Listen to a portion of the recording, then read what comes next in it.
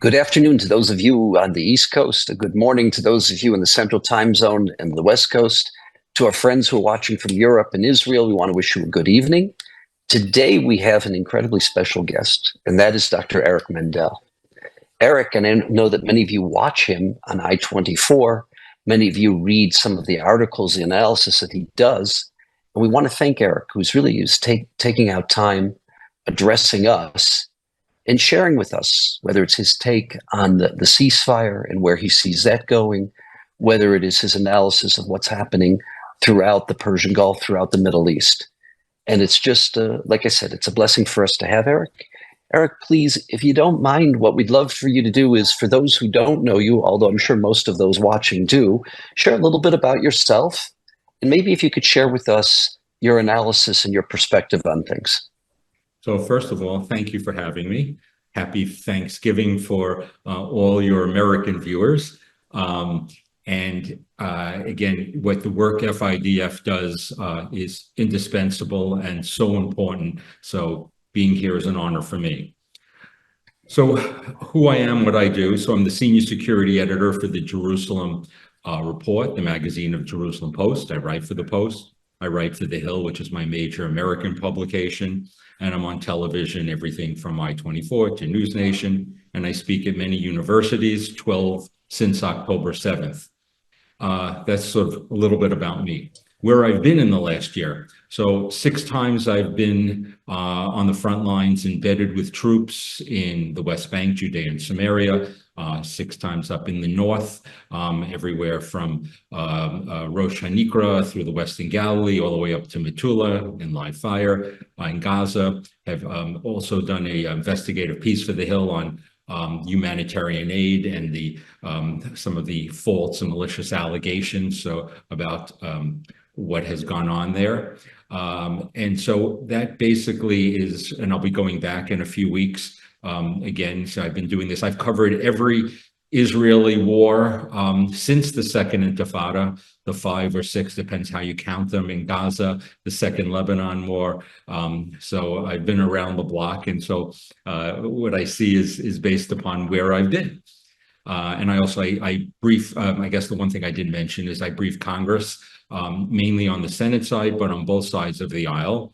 And I've been doing that for decades. And I also brief Knesset and work with think tanks. In the north, the think tank I work with is called ALMA, which I believe FIDF brings delegations to. They're the go-to place in the north. So I do a lot of, they do open source intelligence. So I really get extra information when I'm up there. From basically military intelligence in the IDF who are on reserve, who belong there. So let's start with the north. I guess the best I could say is I'm cautiously optimistic. Then that's a lot. I'm not terribly optimistic. First of all, people need to realize that this ceasefire is between Israel and Lebanon. Hezbollah is not even a party to this ceasefire. They're a U.S. designated terrorist organization. And I think that, and I guess FIDF would really understand this more than most, part of the reason for a ceasefire now is the exhaustion of the Israeli soldiers. They're dealing 400 plus days. I've been with elite units that started in Gaza, ended up in the north. These are people, reserve units, where they've been away from home, from their jobs, and there's an exhaustion. Israel was built to have quick, decisive victories and not on its territory, and it broke all of those rules post-October 7th. In the north, I'm disappointed that there's not a buffer zone in a longer period of time. The question really gets to who's going to ensure this ceasefire. And it's not a peace agreement. This is a ceasefire. There's supposed to be American monitoring. There's not going to be American boots on the ground. Is Israel going to trust the French, who are the primary ones who are going to inspect? Remember, Macron, until maybe a day or two ago, was part of more than happy to have the ICC, arrest warrant for Bibi if he came onto French soil. So you think about it, who's going to ensure that Hezbollah moves north of the Litani River? Who is going to make sure that Hezbollah is not embedded with the 1.5 million Lebanese civilians who are going back south. Will the Israeli 60 to 80 or 100,000 people who live on the north, and I've been there, I've met with the leadership in Kiryat Shmona, in the Western Galilee, all the place. I don't see them in my conversations that they're very optimistic that they're going to feel safe to go back. And the Israeli government is not asking them to go back right now, although one little sign was they said that schools in the Golan are now going to be open.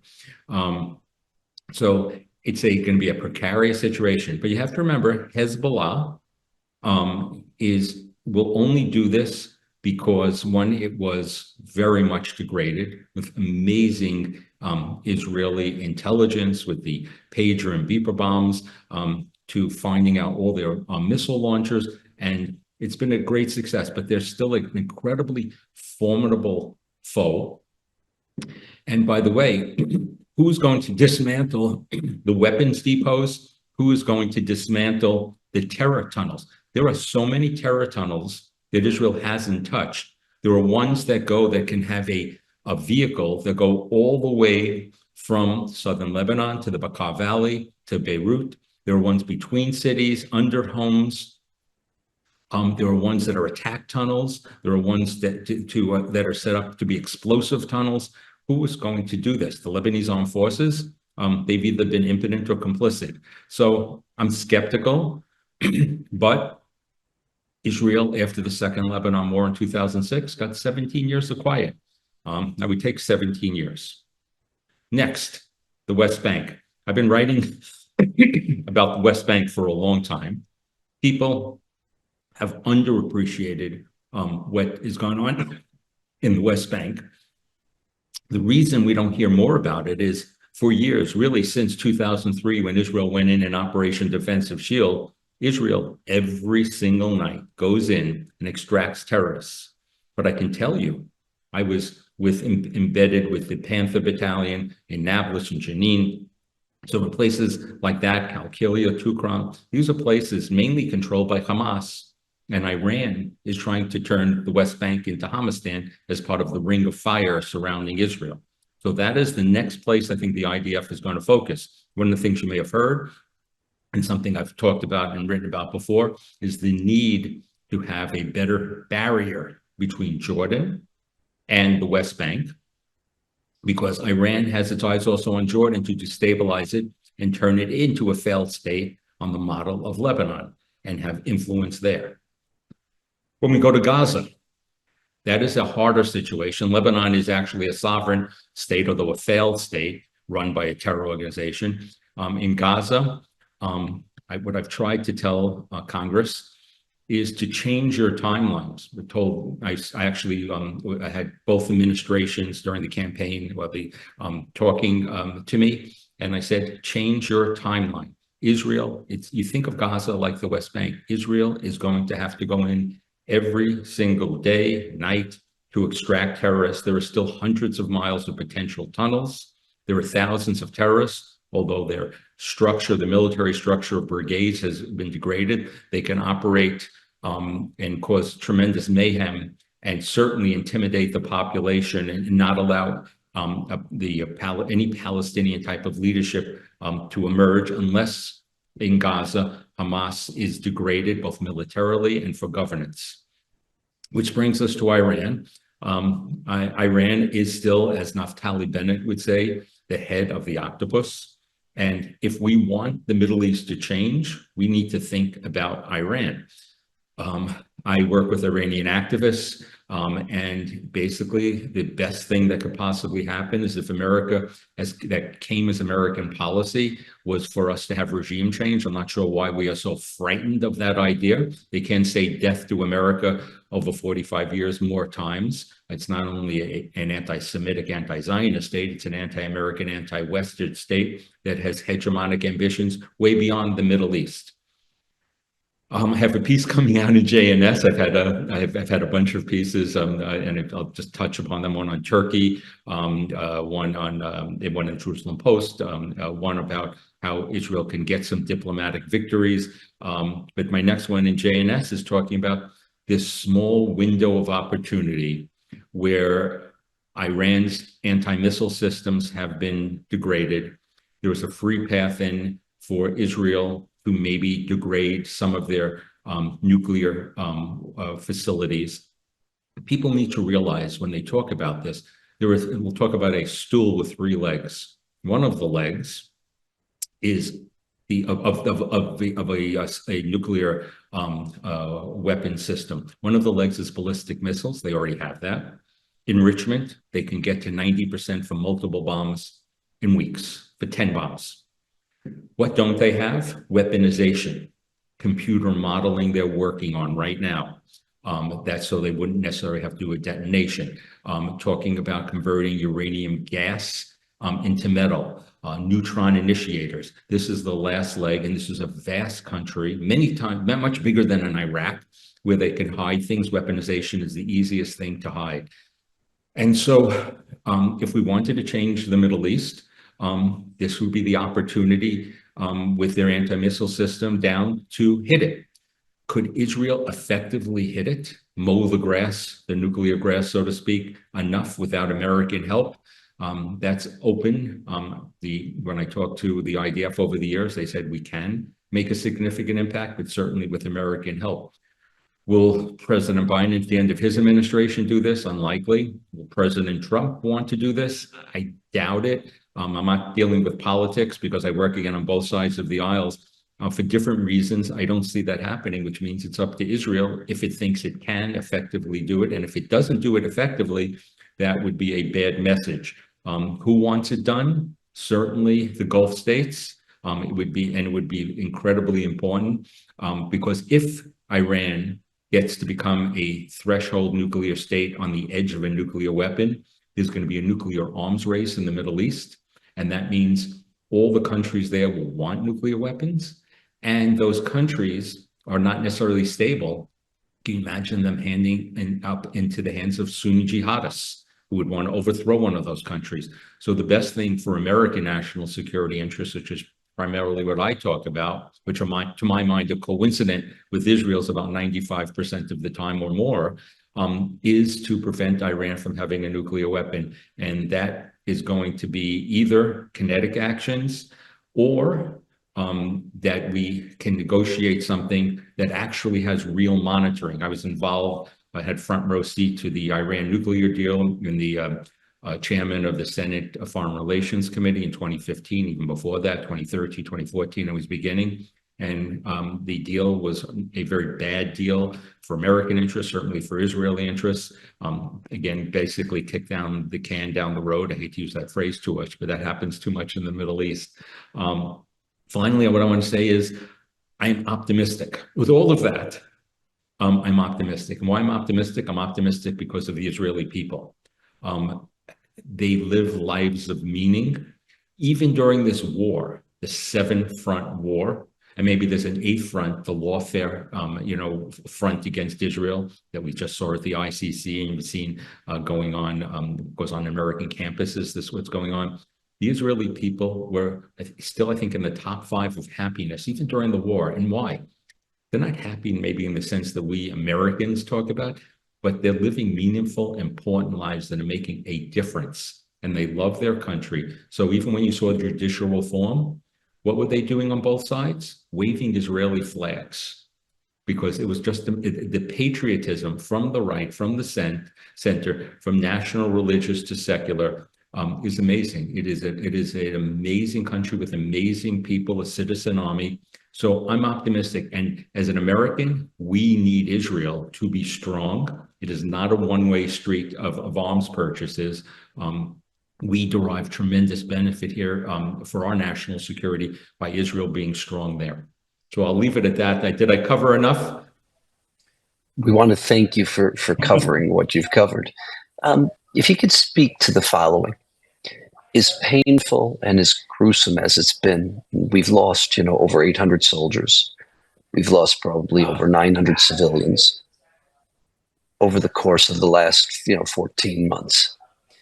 But from a point of view of Israel's safety and from a point of the world being a safer place, when you think about what Israel's accomplished vis-a-vis Hamas, Hezbollah, the downgrading of Iran's capabilities, the downgrading of the Shia militia in Syria.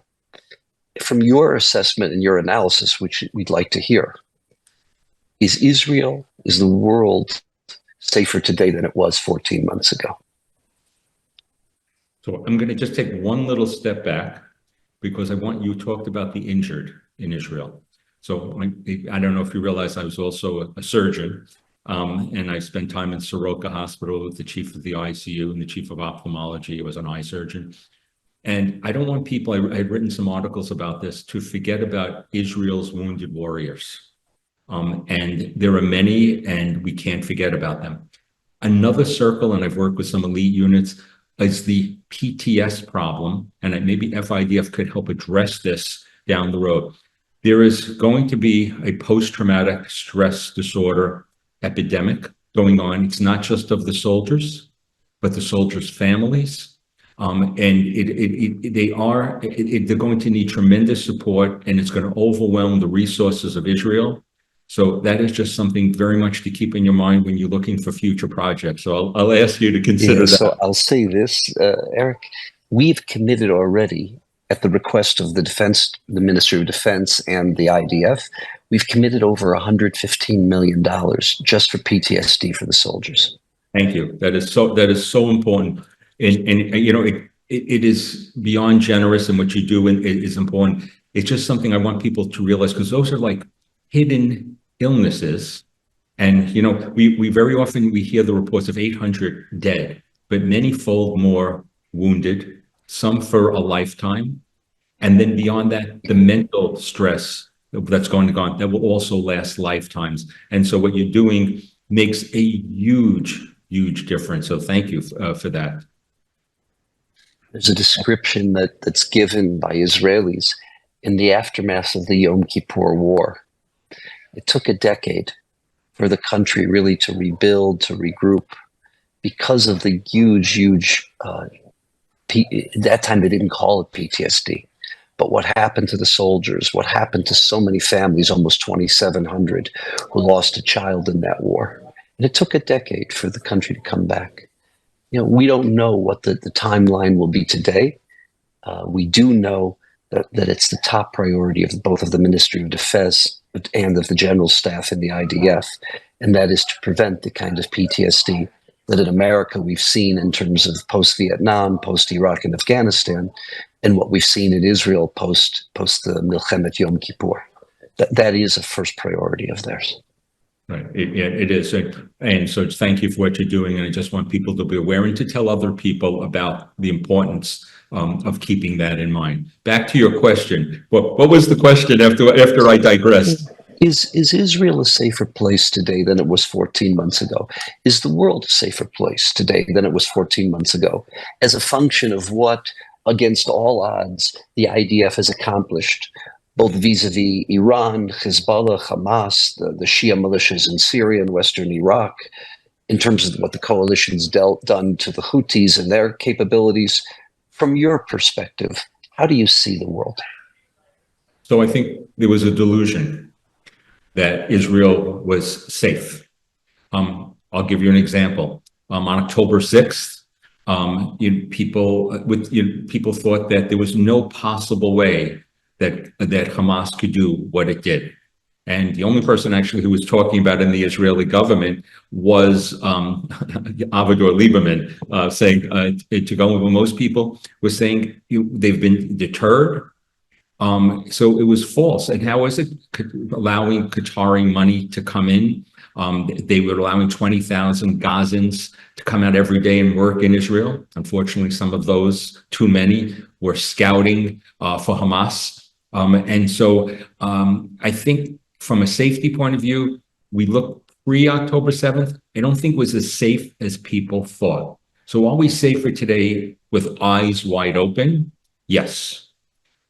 So what is Israel? So before October 7th, Israel's only existential threat was believed to be Iran. Iran is vulnerable now. Their proxy network, their ring of fire, has been degraded.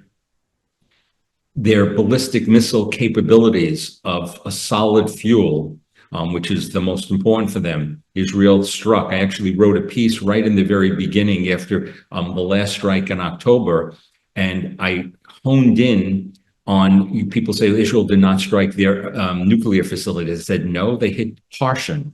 And Parshan, according to the IAEA, was, all closed down, but Israel struck really active weaponization. And why didn't the Iranians complain, or the Americans who said don't hit it? Because those were unacknowledged sites.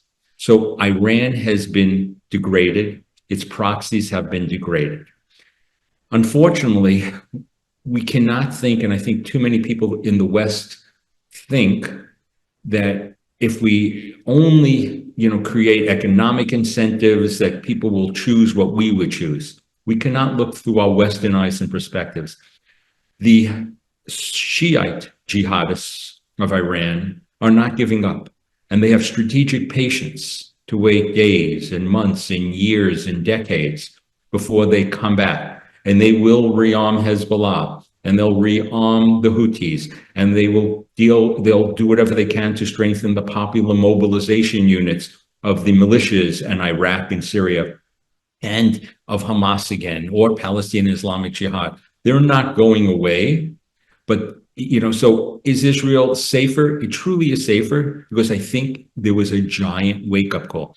Why Israel did so well in the north compared to Hamas in Gaza was because underestimating the enemy. But Israel, as you could see, what it did once it really engaged kinetically in the north was accomplish tremendous tactical victories, because they thought October 7th type of attack would only occur by the Radwan forces of the north. I was in one of those Radwan tunnels a few years ago. To give you an idea of the complexity of it, it was half a mile long, 20 stories deep, going from a Shiite village into Israeli territory that could have massed hundreds of terrorists within minutes. That's what Israel was prepared for. It wasn't prepared for what went on. So Israel is going to be more prepared. Israel has hurt its existential enemies, but it's also expanded its existential enemies. Hamas on October 7th became an existential attack. Israel, in Hebrew, they had downgraded what Hamas could do, because Israel had the plans of October 7th more than a year before, but they had changed it to a raid. They didn't think more than 2 or 3 places could be breached, not the 50 plus that were. Is the world safer? That's an open question. If the world opens its eyes again and deals with Iran, we can have a safer place, and we can have America being respected, standing with its most important ally, certainly in the Middle East, if not the world. And if America deals with Iran, that message will reverberate all the way to Taipei. And the Chinese, our number one adversary in the United States, will look and say, look, they stood with Israel. Now we have to think twice. People who want to ally with America want to know that we stand with them, not like after Afghanistan when we left. The message around the world is America is an unreliable ally. We cannot abandon Israel, not just for Israel, not just for the Middle East, but for American interests. We need to be there. So it's an open question of what's going on now. And people want to race to ceasefire. Certainly the people in harm's way do. But they have to be done in this part of the world, certainly the Middle East. If you're not perceived as the victor, then it is not good, and you're just inviting the next regional war. And so this is still open. This ceasefire is problematic. Will it open up the possibility because it disengaged it from what's happening in Gaza in the south? I hope so. I hope the hostages come out. But these jihadist adversaries, Sunnis and Shiites, are not going away in their ideology. ISIS is decreased, as they say in that part of the world, Daesh. They're still around. They're waiting to make an emergence. You have to remain vigilant. So it's up to America standing with its ally Israel here. U.S.-Israel interests are never more important for stability in the world. Thank you for that answer. From your perspective moving forward, we still have 54 days left of the Biden administration, and then we'll have a Trump administration. We've already heard from President-elect Donald Trump that come January 20th, the slowdown of weapons, that will change. Israel will be provided what it needs to defend itself, what it needs for an all fronts war. We've heard that. Where do you see things going, let's say, in the next 54 days? Okay, so first of all, I think we should commend President Biden there was a recent United Nations Security Council resolution that America vetoed that didn't link what went on with Hamas and with a ceasefire with Hamas and the hostages. In the beginning of the war, the president stood with Israel, became a little more problematic as I was embedded with units telling me there were supply line problems. Slowing Israel down was a real problem, and not defending Israel against false allegations of deliberately starving the population in Gaza were problematic.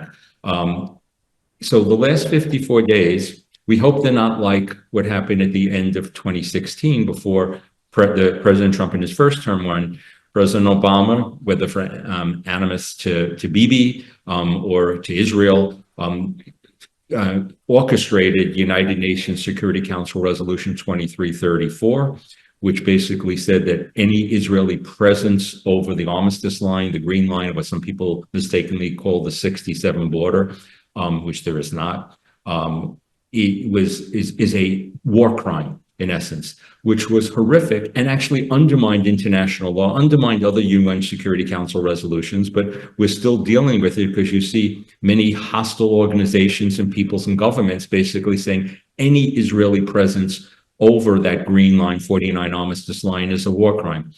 Remember, Israel, if it withdrew from the West Bank, it would turn into Hamastan in 48 hours. Palestinian Authority, whatever you think of them, is ineffective, besides corrupt. And so Israel needs to remain in the West Bank for its own interests. Again, I keep coming back to the West Bank because I think that focus is going to be coming back again and again. People have forgotten what's there. I'm optimistic that Israel, again, is going to be more clear-eyed here of what's going on, but I'm hesitant that the next administration is going to be as good maybe as in the first time. And the reason I say that is because you have a competition between the neo-isolationists, we'll call them the people of the Tucker Carlson or Rand Paul world, Senator Rand Paul, who believe America should leave. I had a conversation with Vivek Ramaswamy where he thinks all aid should stop to Israel, and people who are staunch, we'll call them more internationalists like Rubio or Huckabee or Mike Waltz, who I met a few weeks ago, who was very impressive as National Security Advisor. But the Trump administration wants these wars to end quickly.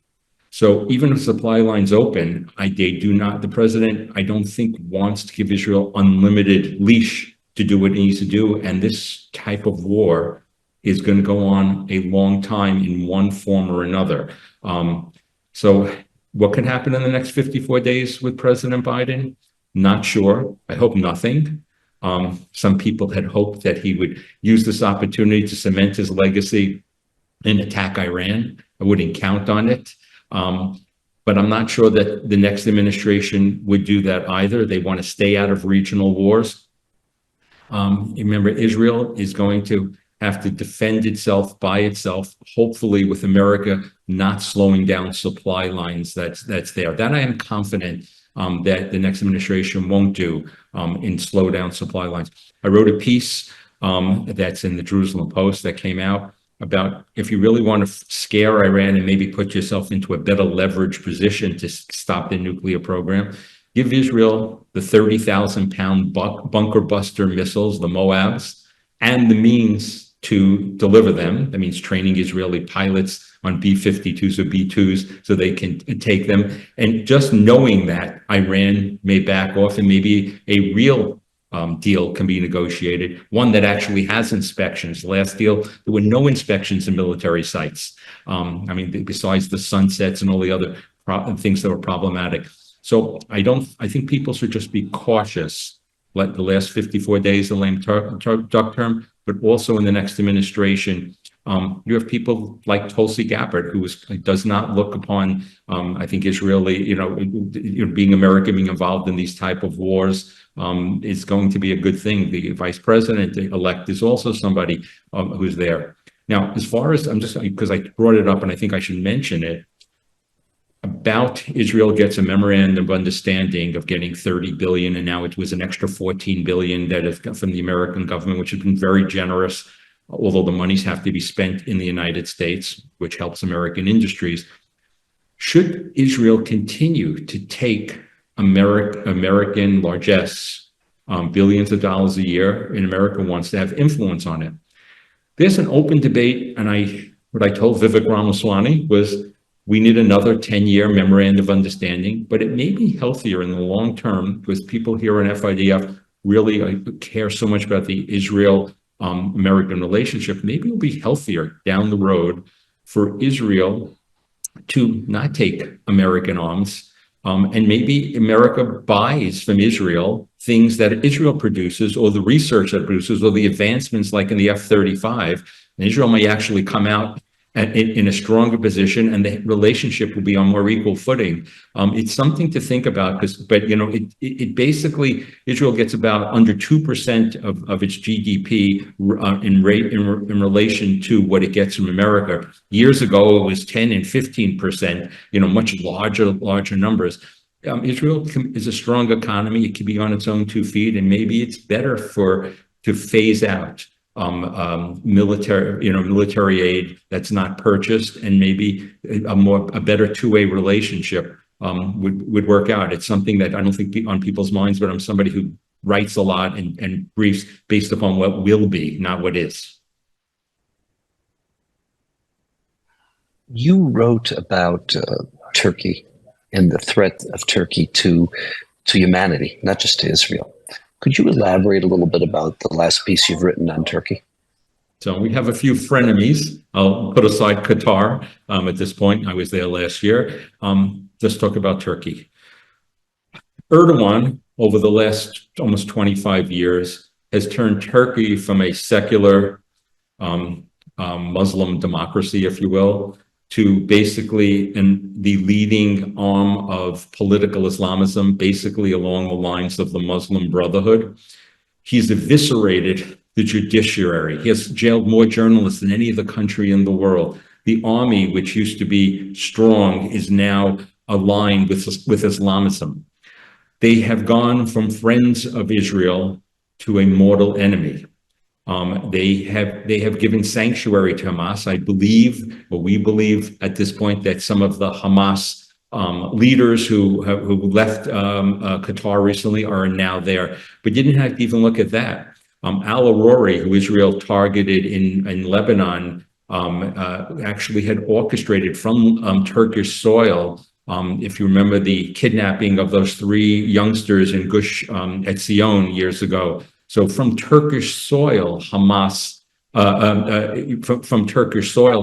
has worked and has targeted Israelis, killed Israelis.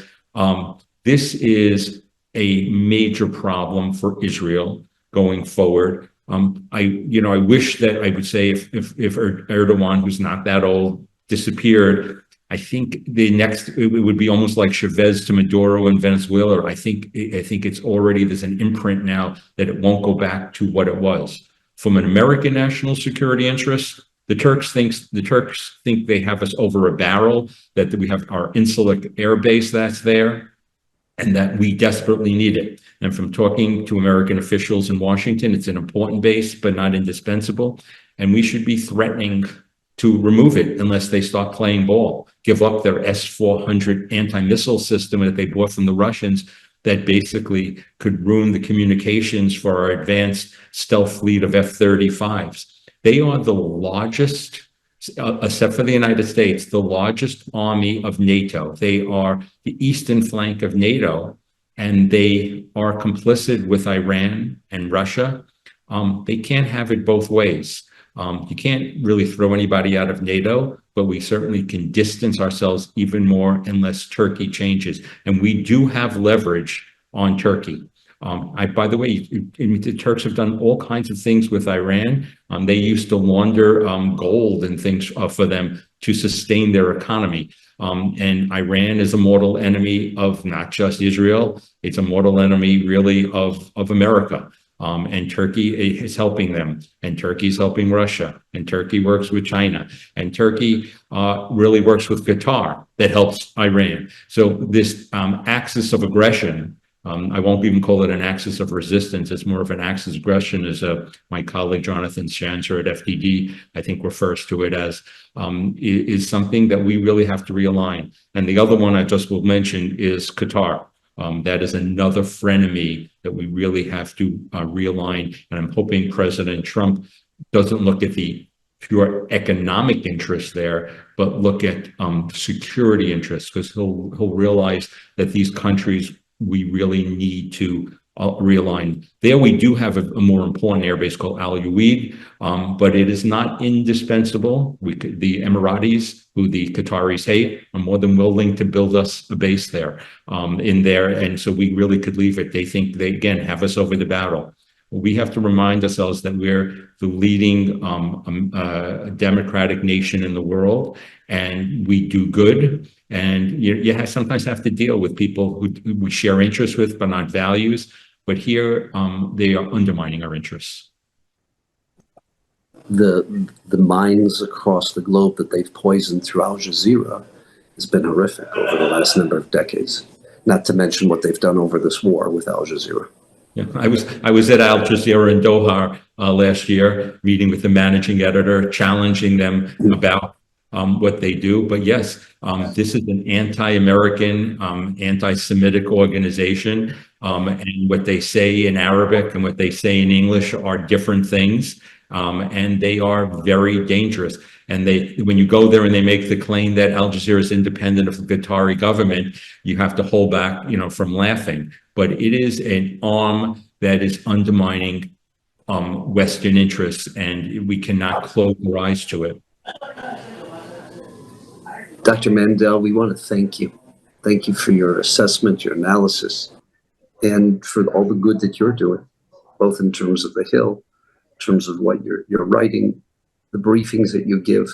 The final question I'm going to ask you is, 18 of the 50 Democratic senators, voted to some degree, to some a worse degree, some a lesser degree, of withholding weapons that are necessary for Israel. Did you see that coming? Those kind of numbers? Yes. The partially critical or anti-Israel wing of the party has been in ascendancy. Many moderates have been fearful of confronting them.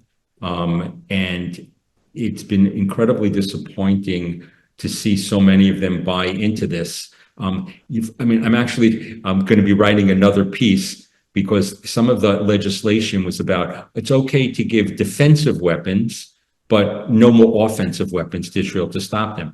But the distinction is not clear. Does that mean if you see a missile launcher coming in southern Lebanon, that would be an offensive weapon to shoot it, whether from a tank or a mortar or a missile or a drone? So they're going to stop those type of things. You're going to destroy Israel's defense if you make a false distinction between offensive and defensive weapons. The politics here is difficult. There are many more people who are harshly critical of Israel.